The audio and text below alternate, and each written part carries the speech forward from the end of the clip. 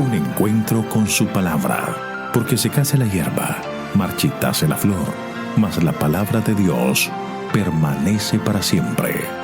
Con ustedes, el doctor José Ricardo Arias Quintero.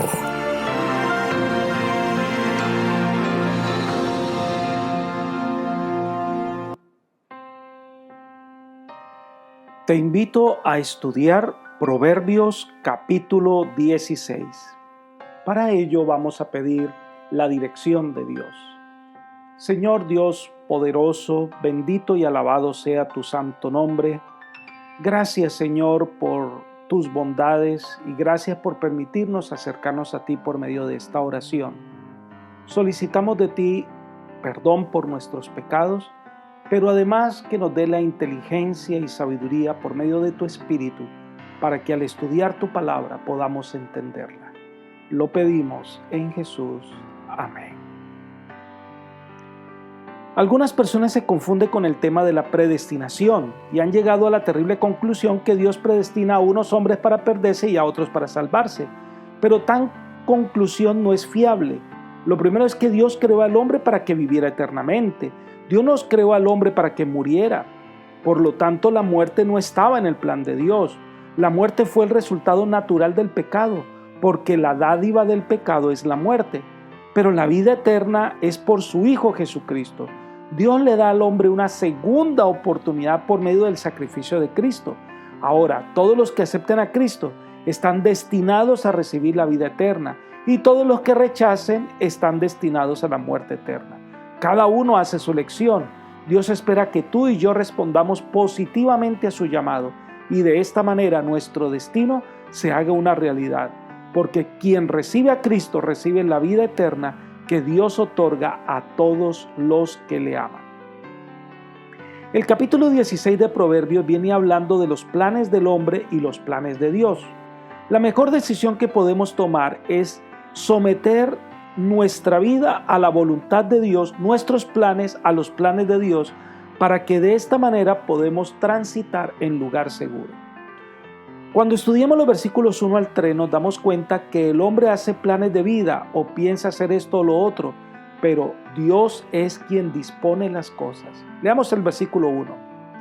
Del hombre es hacer planes en el corazón, de Jehová es poner la respuesta en la lengua.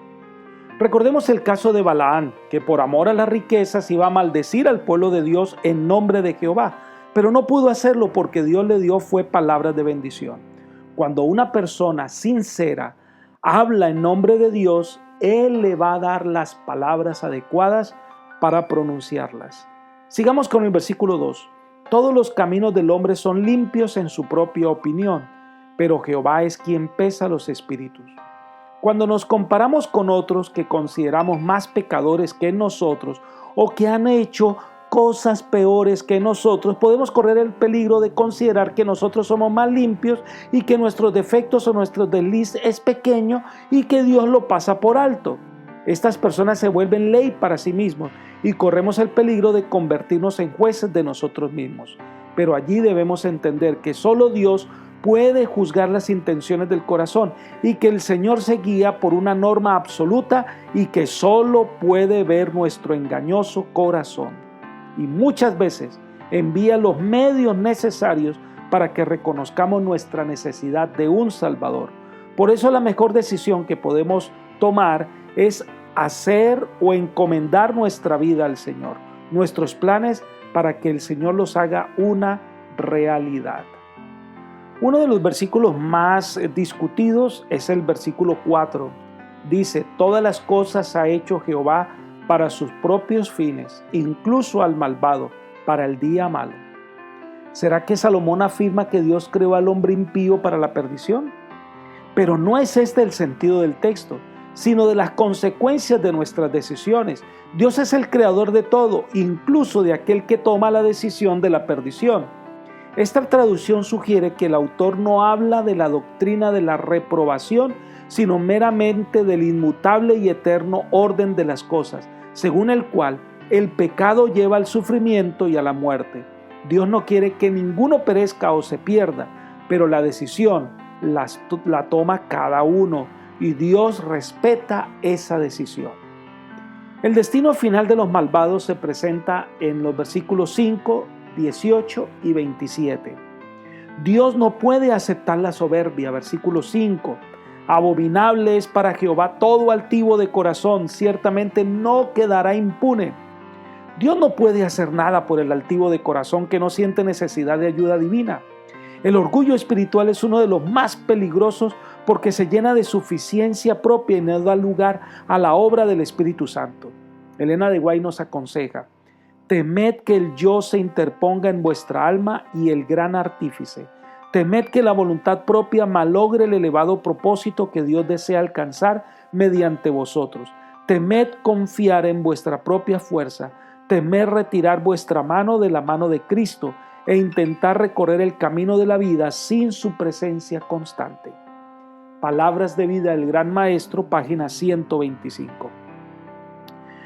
Debemos tener cuidado entonces con altivez. Por eso el versículo 18 advierte: antes del quebranto está la soberbia y antes de la caída la altivez de espíritu. Debemos cuidarnos de este terrible mal y aprender a ser humildes reconociendo nuestra necesidad de Dios. Porque el que está arriba y el que se cree que está arriba, pues de pronto tiene una terrible caída que va a ser muy doloroso para su vida. En el versículo 27 se nos dice que el hombre malvado cava su propia desgracia por sus labios, que son como fuego que enciende cualquier pleito, pues encuentra su destrucción. Los mismos impíos reconocen en el día del juicio que son culpables por sus decisiones equivocadas. Ahora, el perdón que Dios ofrece incluye que el pecador se arrepienta de su maldad y se aleje del pecado. Versículo 6.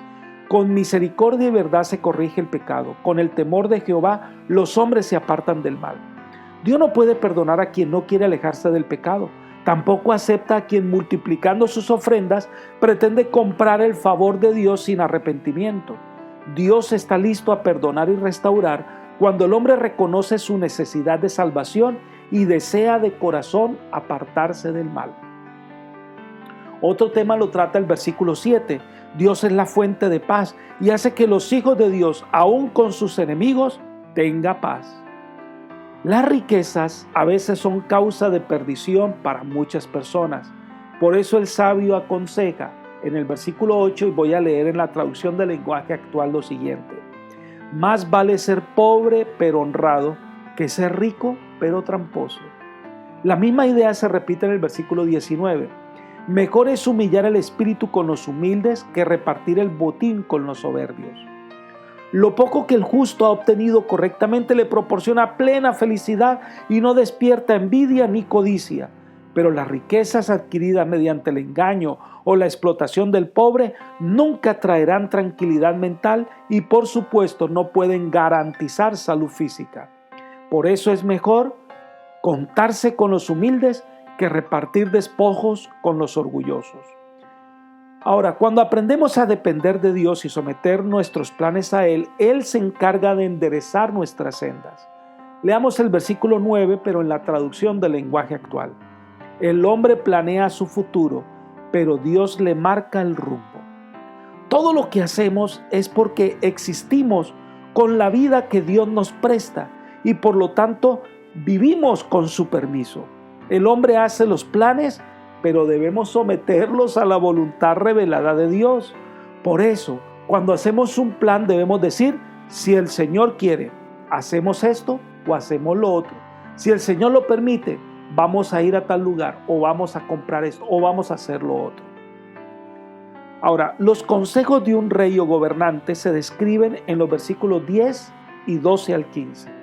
Leamos el versículo 10 y voy a leer en la traducción del lenguaje actual. No hay rey que cometa errores si deja que Dios le aconseje.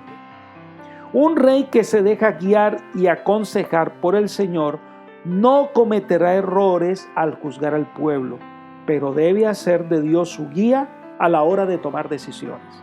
El versículo 12 dice: abominable es que los reyes cometan maldad, porque con la justicia se afirma el trono.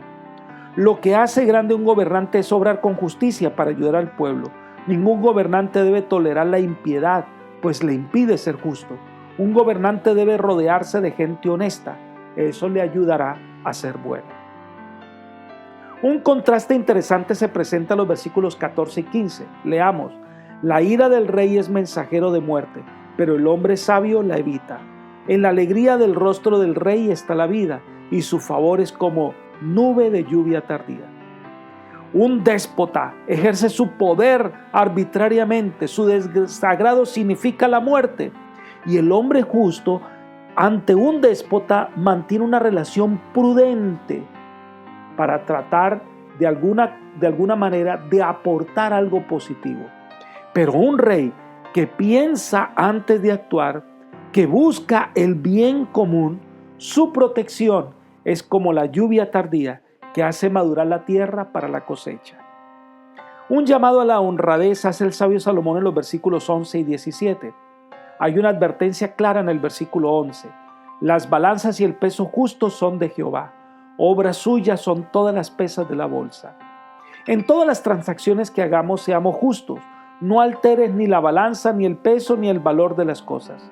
El siguiente comentario es importante. Un fraude en cualquier transacción comercial es un pecado grave a la vista de Dios, pues los bienes que manejan los hombres pertenecen a Dios y se los ha dado para usarlos para la gloria de su nombre, si es que los hombres quieren ser puros y limpios ante la vista de Él. La religión que lleva en la mano la medida escasa y la balanza engañosa es abominación a la vista de Dios. El que alberga una religión tal será avergonzado, pues Dios es un Dios celoso. Comentario Bíblico Adventista, tomo 3, página 1178. Un hombre sabio hace lo que es justo y protege su vida del mal y actúa con honestidad. No va a ceder a la tentación del engaño. Su peso será justo. Su vida refleja en todo lo que hace que ha caminado con el Señor. Ahora, hay algo más valioso que el oro o la plata, y es la sabiduría y el entendimiento. Versículo 16. Mejor es adquirir sabiduría que oro fino, y adquirir inteligencia vale más que la plata. Ambas cualidades tienen un mayor valor que los metales. La inteligencia y la sabiduría deben ir juntas. Una bienaventuranza hay para aquel que confía en el Señor. Versículo 20. El entendido en la palabra hallará el bien. El que confía en Jehová es bienaventurado. Solo una persona que se entiende o que entiende el amor de Dios y confía su camino para que el Señor lo dirija, encuentra bendición. Obedecer las indicaciones de la palabra de Dios, pues le dará prosperidad mental, espiritual y física. Además, que será un hombre feliz en todo lo que emprenda. En los versículos 21 al 24 se destaca que el hombre prudente y sabio usa los labios para dar esperanza y vida. Leamos el versículo 21. El sabio de corazón es llamado prudente, y la dulzura de los labios aumenta el saber. La prudencia de un hombre sabio es reconocida aún por los necios que no la practican. Sus palabras se comparan con un panal de miel y es medicina para los huesos, y ha demostrado que hay una relación entre las palabras, los estados de ánimo y la salud. Leamos los versículos 23 y 24. El corazón del sabio hace prudente su boca y añade gracia a sus labios. Panal de miel son los dichos suaves, suavidad para el alma y medicina para los huesos. Las palabras duras y hostiles deterioran la salud, tanto que el que las pronuncia como el que las oye, pero las palabras bondadosas y suaves son medicinas para todo el cuerpo. Por eso los sabios son instrumentos para dar vida. Versículo 22. Manantial de vida es el entendimiento para el que lo posee, pero la erudición de los necios es pura necedad. El entendimiento proporciona al que lo posee una fuente continua de vida y poder, pero la necesidad solo acarrea castigo. Leamos el versículo 25, donde nos habla del camino que el hombre cree que es correcto, pero su fin es camino de muerte.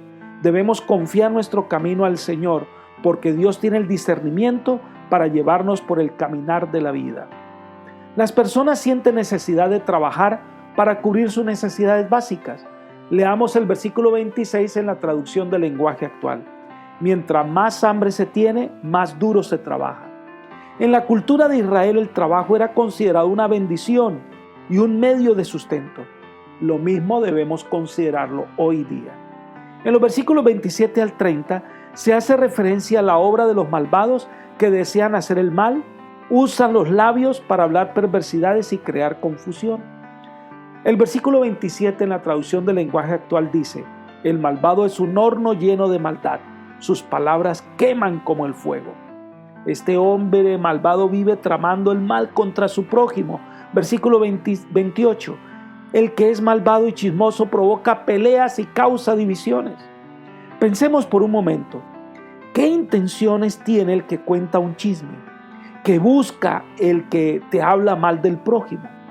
Este lleva a las personas a través de lisonjas por el camino del mal. A estas personas debemos evitar y no pueden por ningún motivo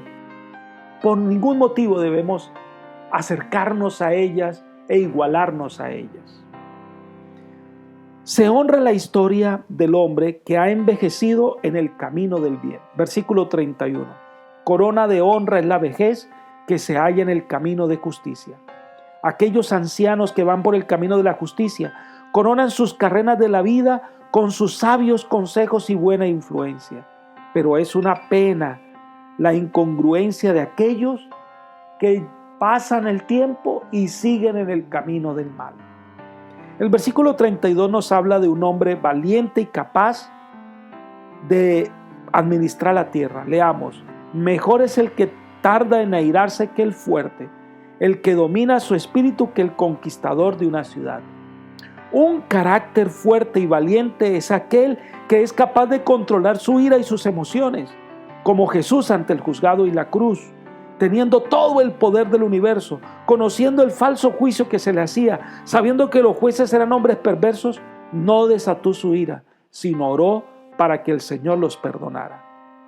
Entonces, el más fuerte y valiente es aquel que tarda en airarse y el que se domina a sí mismo. El que aún entre la provocación mantiene la serenidad y cuida sus palabras para no ofender. Y finaliza este capítulo como comenzó. El versículo 33 leámoslo a la luz de la traducción del lenguaje actual. El hombre propone y Dios dispone. El hombre echa suertes, pero la voluntad es de Dios. Dejemos entonces que Dios dirija nuestro camino. Dejemos que Dios disponga nuestro caminar.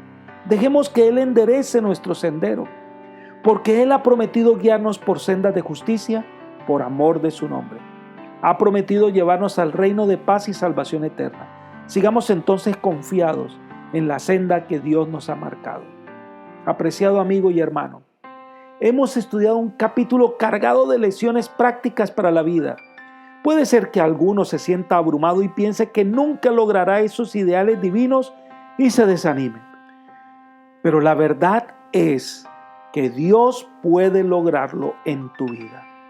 Lo que tienes que hacer es venir al Señor, tomarse de su mano, y Él es quien te dará la fuerza para ser vencedor.